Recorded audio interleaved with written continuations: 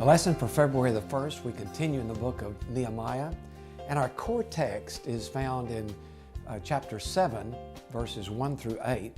And basically, what the lesson is about is what happens after the walls had been rebuilt. And we've been looking at the fascinating story of Nehemiah over several lessons up to this point.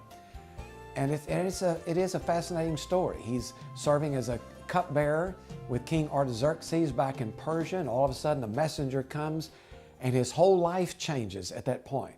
The message: things are not well back at home. The walls are deteriorating. The people need help. And so Nehemiah then, through prayer and preparation, lays out the plan to the king, and the king allows him and actually helps him as he goes back home to build the walls. And that's the story we've been looking at, the amazing ability of Nehemiah to come back home and motivate the people to action. The ability of Nehemiah to bring the people together in a collaborative effort that resists both opposition from without and opposition from within.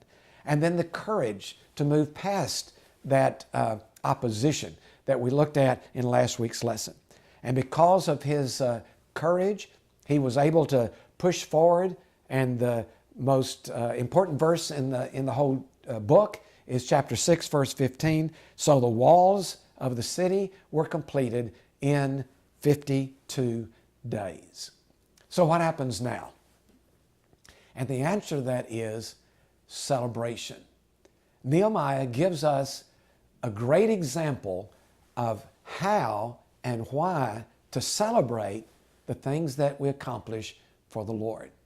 Now, if you do a little background, you'll realize that celebration is a vital part of Israel's history. The Israelites were big on celebration. Let me just give you a couple of examples. After God delivered the Hebrews from their Egyptian bondage, they set aside a day to celebrate, not just once, but every year after that. It was the day we know as Passover. Exodus 12, verse 14 says, "You shall celebrate it as a festival to the Lord." Another example is found in 1 Samuel chapter 11, verse 15. The Hebrew people begged God for a king, and finally he allowed them to have a king, and Saul was anointed as the first king of Israel. And the Bible says Saul and all the Israelites held a great celebration. And we see that all the way through Hebrew history. The people of God coming together to celebrate what God has accomplished in their midst. Now, alongside of this group celebration, we also see example after example of personal celebration. Individuals who take the moment after having accomplished something for the Lord or experiencing something in the Lord to celebrate that before the Lord. Noah built an altar to the Lord to celebrate after the flood, Genesis 8:20. Abraham built an altar to celebrate God's appearance to him, Genesis 12:7.